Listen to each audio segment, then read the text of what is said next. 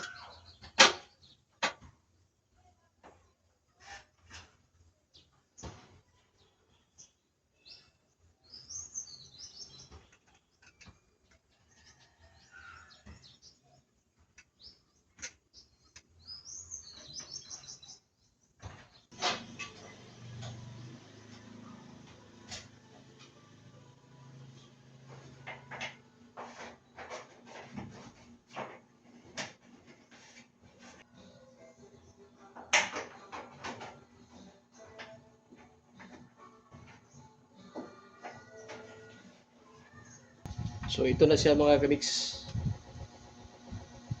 So dalawang channels lang yung ano natin, ang camera natin. Dalawang camera lang tayo. So sa 1 at saka sa 2 natin ilalagay. So ito yung una. Hanapin mo lang yung channel 1. Pero kahit saan naman pwede mong ilagay siya. So ito yung channel 1. So dito natin ilalagay yung channel 1.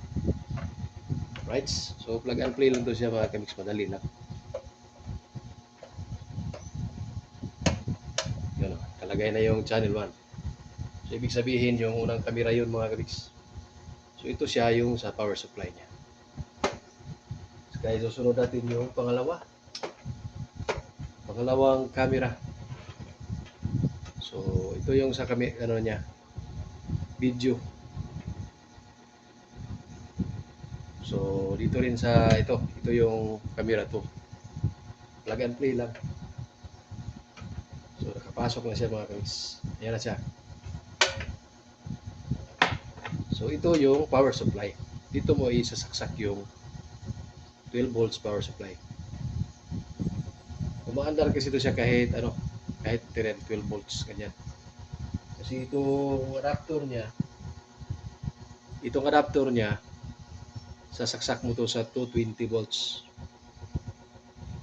Pero ika-convert niya ng 12 volts mula rito pagbaba rito sa baba. So ito nga pala yung octopus splitter mga kamiks. So ganito to. Octopus splitter. So 4 channels, 4 din siya. Pero karamihan yung ginagamit ng iba ay yung centralized, lalo na kung malalaki na building mga ganyan. Centralized power supply na. So, ang trabaho ng ating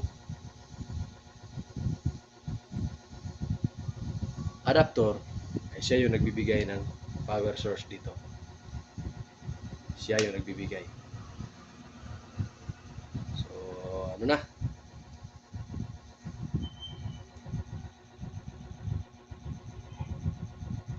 Saksasak na natin lahat mga kamiks. So, ito na power supply. So, sasaksak natin yung sa camera dalawa. Alright. Tanggalin na lang natin to. HDMI. So, ipasok na lang natin dito. Kasaksak na to siya sa TV. Ayan. Ganyan siya. Pagkatapos, siyempre, kailangan natin ng mouse. Ito yung mouse mga kamiks. Medyo madumi na yung mouse kasi matagal lang hindi nagagamit pa. Mouse. Ang mouse ay ilalagay mo kasi USB type to siya. Dito sa USB port.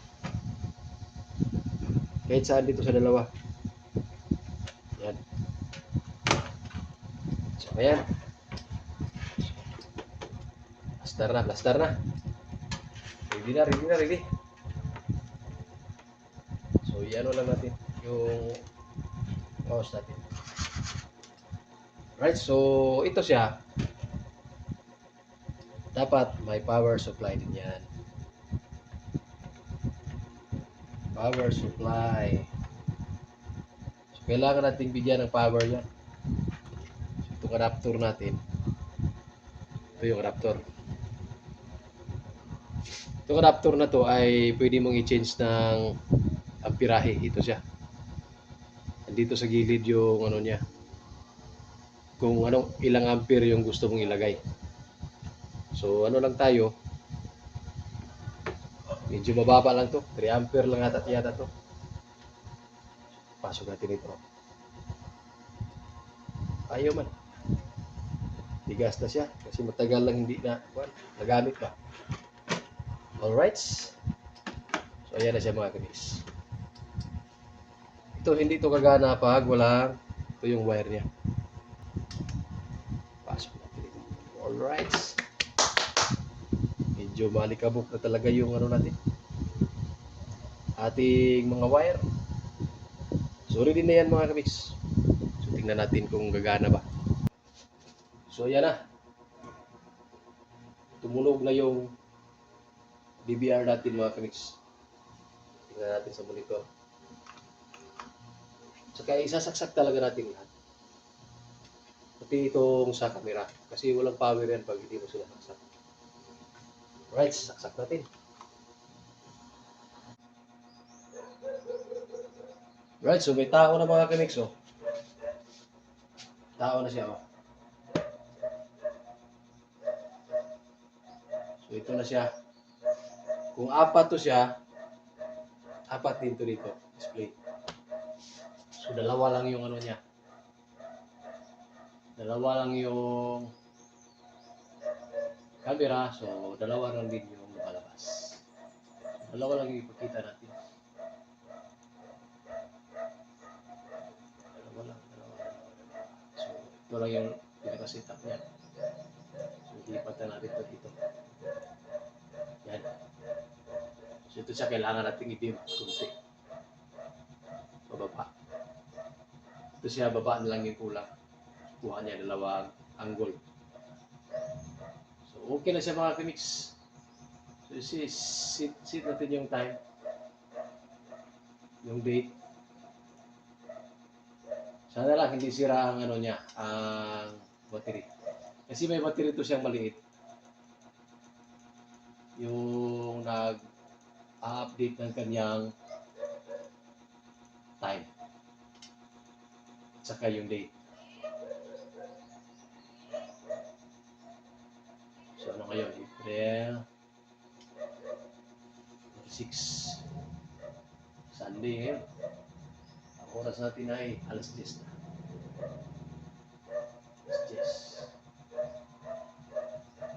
Alas 10.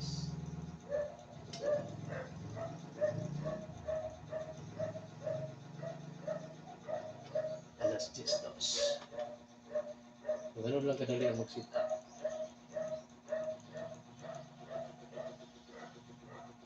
Apply natin.